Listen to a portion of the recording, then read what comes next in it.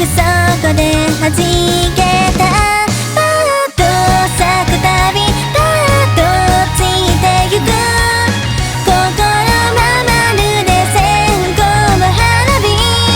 君がこぼしたさよならにまだ答えられずに、まだ答えられずに。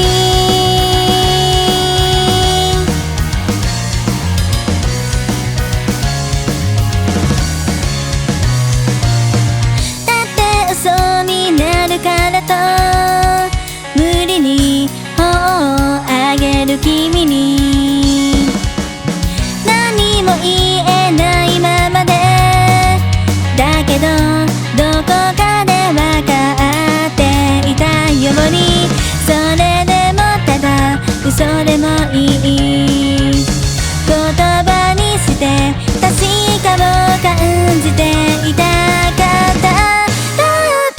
咲くたびパッと落ちてゆく。想いは届かずに溶けて、大人になれない子供のまま時が流れて、まだあの日に生きる遠い夢。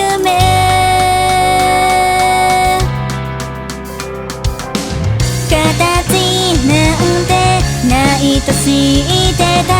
だけどそれでいいと思えた。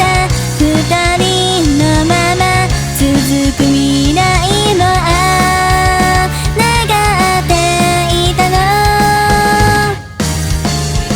忘れられない、忘れたくないよ。ここで生きた後消えないで。目を閉じれば浮かび上がる変わらない愛しさよ。パッと咲くたびパッと落ちてゆく。心はまるで線香の花火。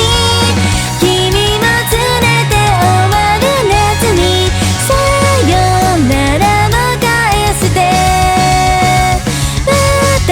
私の